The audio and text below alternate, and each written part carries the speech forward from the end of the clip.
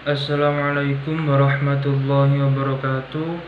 Perkenalkan, nama saya Ilham Yugo Arwanto, NIM 1921-21129, kelas HKI 5D.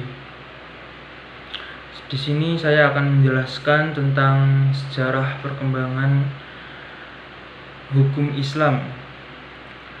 Dalam sejarah perkembangan hukum Islam, di mana para ulama itu mempunyai beberapa pemahaman terkait masalah ini. Ada yang membaginya dalam 3 periode, 4, 5, bahkan ada yang membaginya sampai 6. Akan tetapi pada dasarnya diawali dengan periode masa kenabian. Pada saat masa kenabian, atau bisa disebut dengan masa pembentukan hukum Islam,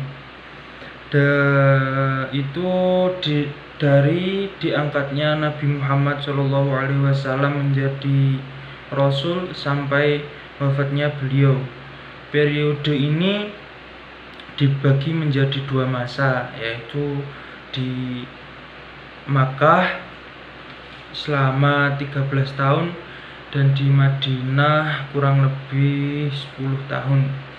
Pada masa di Makkah lebih banyak masalah tentang akidah, sementara yang sifatnya fikih itu masih jarang dan dilakukan secara sembunyi-sembunyi.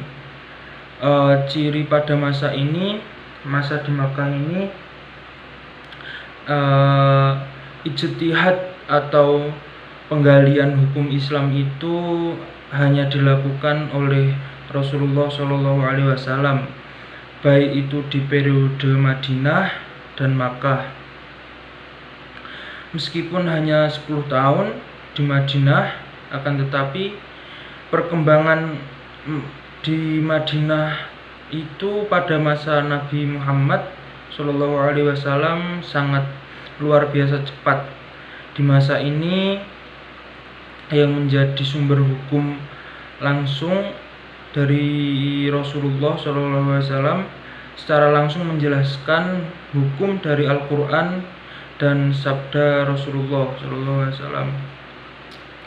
Selanjutnya pada masa sahabat, pada periode ini disebut masa perkembangan. Pada periode ini terjadi penjelasan dan pencerahan tentang hukum Islam berlangsung saat Rasulullah sudah wafat. Ciri khas tentang periode ini adalah menggunakan ijtihad para sahabat untuk menentukan hukum.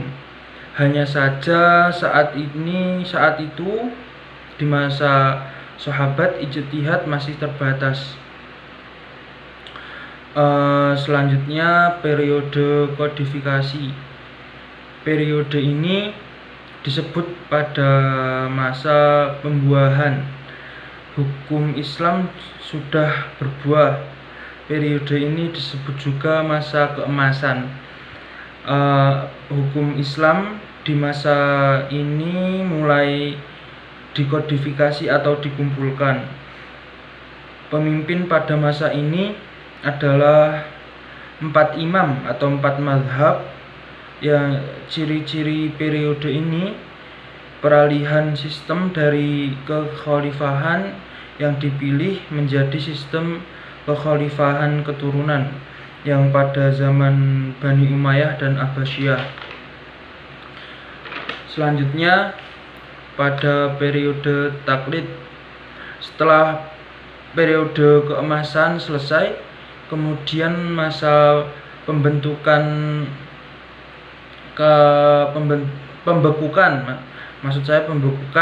karena di masa ini sangat lambat, pemikiran hukum Islam tidak bisa berkembang dan hanya mengikuti pada masa sebelum-sebelumnya.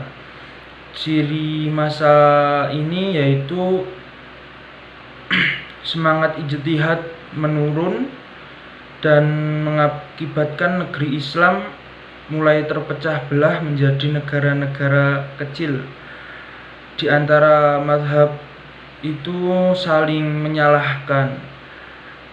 Selanjutnya pada saat periode kerajaan, pada saat 3 kerajaan besar, yaitu kerajaan Utsmani, Syafawi, dan Mughal. Pada masa ini peralihan dari masa klasik menjadi modern, di mana ciri dalam periode ini yaitu bangkitnya hukum Islam, di mana ijtihad kembali didahulukan dan meluasnya ajakan untuk kembali memahami Al-Quran dan Sunnah. Baik, sekian. Jika ada salah kata, saya mohon maaf. Wassalamualaikum warahmatullahi wabarakatuh.